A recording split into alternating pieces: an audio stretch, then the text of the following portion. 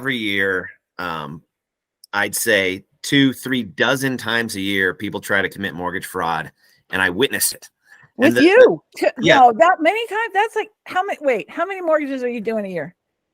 Well, this year I'm hardly doing any, but in the peak times, you know, when we were doing, I mean, at my height, I was doing say 30 a month. A month? Yeah. Well, is that when you told me I was gonna hate you for all the little paperwork things that you kept making me do? No, that's just regular. Getting a Fannie or Freddie conventional loan is a lot of paperwork, and people don't like it. But I tell you, the most common fraud and people do this unintentionally. They're not going, hey, I'm going to go commit fraud. But what do? They want to buy an investment property, and they say they're going to live in it, right? So they say it's a primary, so they only have to put 5% down or 3% down or 10% down. Right. And but it's really an investment property, and that's loan fraud, right? That's a federal offense. I have to talk people out of that on a regular basis. Oh, this is going to be a second home, Chris. Oh, yeah, it's a second home, but you want me to count a lease as income against this second home? You know, okay, no, it's not gonna. No, it's not. It's not going to be a second home. It's not a rental. It's a second home. Well, you don't qualify to buy a second home. Oh, it's going to be a rental then. Well, then you need 25% down. But I want to put 5% down. Hang on. Okay, so if you know this, and you sign them up for a mortgage, are you complicit? Oh, absolutely. That's how you lose your license. Yeah. Oh, wow. Okay. That's how you lose your license, maybe worse. Oh, wow. Yep. Another, as a private lender, you get more of this silliness as a private lender. This is the most common one as a private lender. This has happened 2 times to me in the last 2 months. Is they say, oh no, Chris, we don't have a lien against the property. We don't have a loan. And so when we do a loan, we need to know what position we're in, first position or second position in terms of our lien. And there's a big difference in the rate and the details if it's first or second position. But plenty of people say, hey, oh yeah, we don't have a loan where you're going to be in first position.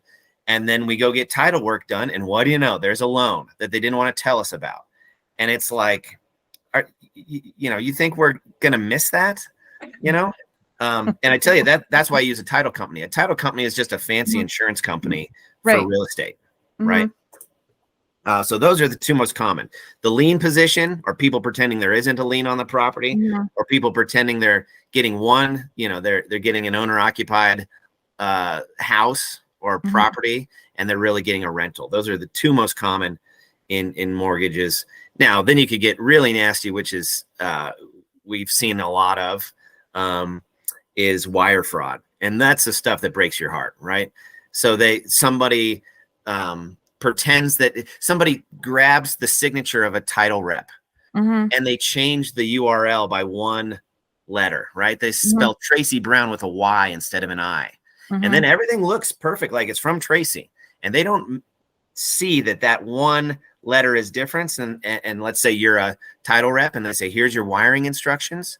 Wire your $250,000 down payment to this.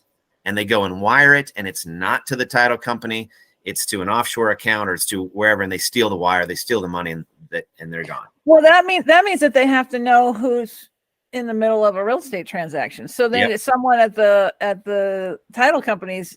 It's like an insider thing then. Well, or they've hacked into their computer and they're spying on them. Like we had it almost happen to one of our processors, Yesenia.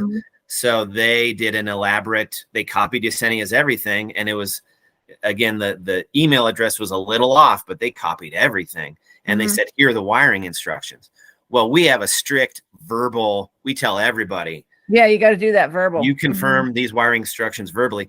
Even on the bottom of every email, you see my emails. It's all that red that says "Don't trust wiring instructions." I don't read that. Should I have read that? Yeah, yeah.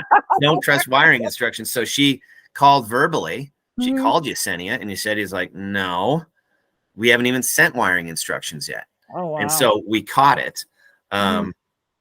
But yeah, those are the 3 bigs that we'll see in mortgages. And there's others. We could go deeper than that, but those are the 3 biggies.